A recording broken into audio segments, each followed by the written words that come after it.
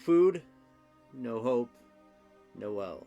Welcome to Cinema Cheese. That's right. Today we are going to be talking about the 2017 dreadfully grim, bleak misadventures into the end of the world at Christmas time.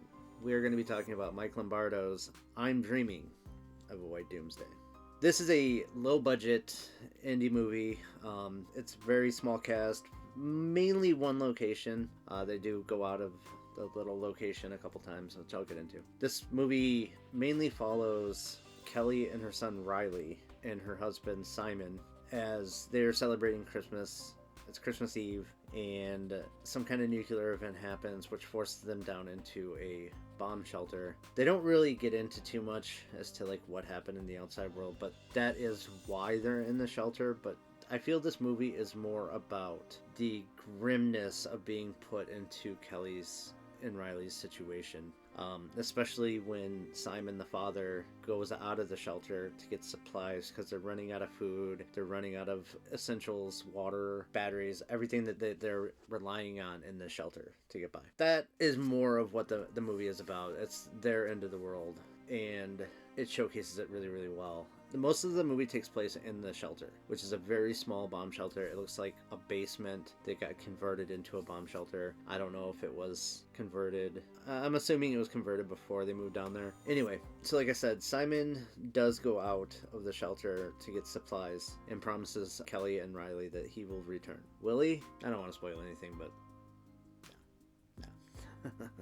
Simon says, deuces. No, I'm just kidding. I don't want this video to be lighthearted because this movie is anything but lighthearted. This movie is very grim, very bleak. It's a descent into hopelessness. It's a descent into madness. It is a low-budget movie. It's not a very fast-paced movie. The end of the movie is extremely bleak, and it makes you feel so hopeless and so desperate because Riley, who is played by Revi Blasi, and if I'm saying that name wrong, I apologize.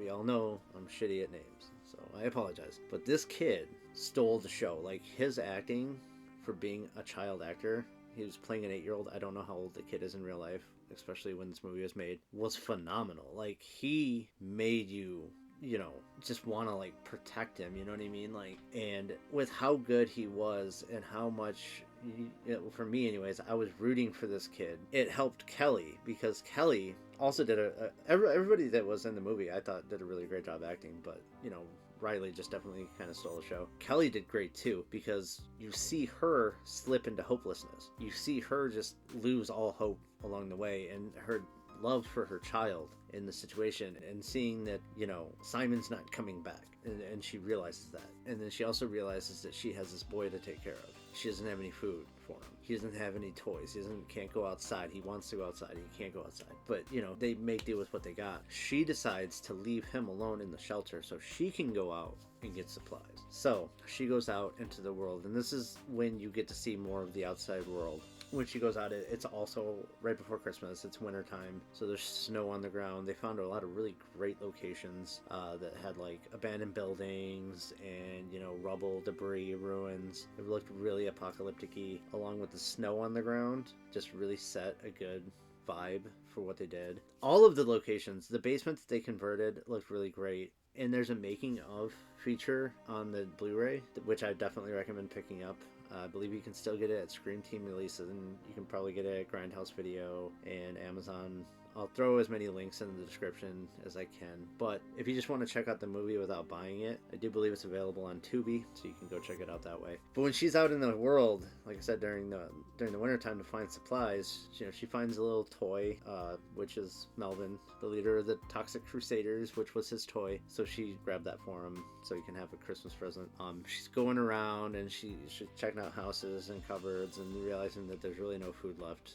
And that's when she goes into a house and discovers a freshly dead body that had been mauled, and some other skeletons that look like ruins that had probably been there since the beginning. But then once she discovers that, she also discovers a survivor who has a broken leg, and this girl doesn't have a gas mask on or anything, and she has forced to make a decision, and she chooses her son, as she should.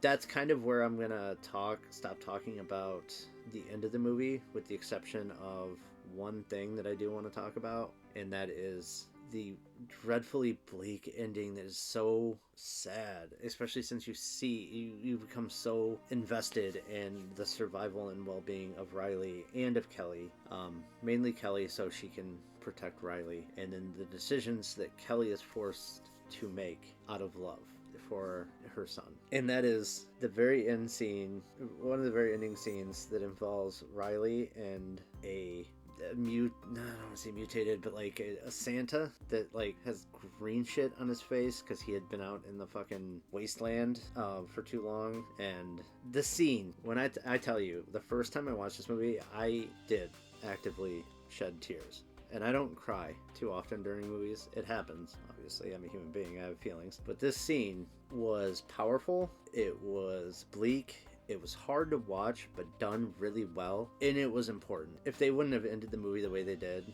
it kind of would have taken away from the rest of the movie.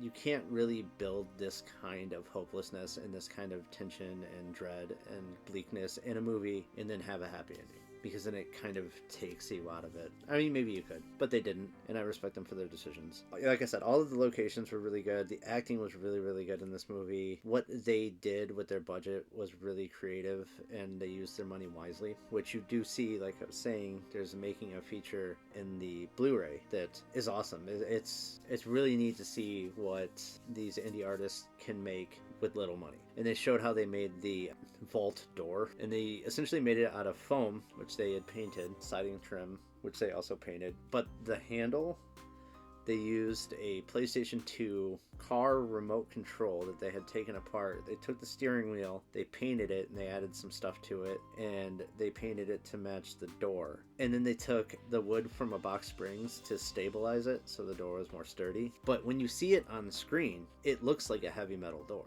But it's not. It's foam. And, you know, obviously it's a movie set. It's a prop. You know what I'm saying?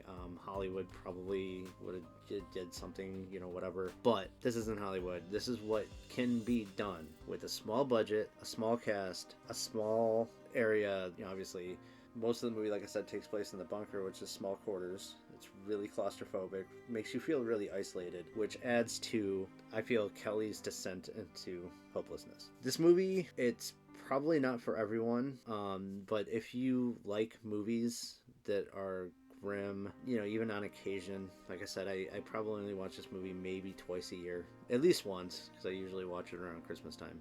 But sometimes I watch it throughout the year. Definitely check it out. I really hope you enjoy it. I have multiple reasons why I wanted to make this video. The first one being I wanted to review it. I respect Mike. I love this movie, and I want more people to see it with an open mind. It gets a lot of hate in the IMDb comments, so I don't really recommend checking those out. At least not until after you watch the movie and make up your own mind for yourself. I'm not saying those comments are right or wrong. It's just people's opinions. You know what I'm saying? And there's really no wrong opinion. The other reason why I wanted to make this movie is Mike is currently doing crowdfunding for his newest film project, which is the first movie he's made since Doomsday. It's called Dead Format. He's got an Indiegogo campaign going on currently while I'm recording this video. I'll put a link in the description if anybody wants to go contribute. If you want to check this movie out and then make up your mind on, you know, if you like his style and want to contribute, I definitely recommend that, so that way you'll have a better understanding as to what the next movie will... I'm not saying it's going to be this movie, even the subject matter, but if you like his direction, you like what he can do, then support if you can. You know, even if you just share links, you know what I'm saying? You don't have to always give money to support. You can put it out there, and then maybe somebody else might, you know, want to help support. But anyways, that's really all I got now, without spoiling the end of this movie, which I so badly want to do because I want to talk about it, but I'm not going to. If you watch it, hit me up in the comments and we can chat about it in the comments if you'd like. I'd love to talk about it. But until next time, keep watching Cheesy Cinema, keep watching Dreadful Cinema, but more importantly, keep watching Cinema Cheese. It's your boy Queso out. Until next time, peace.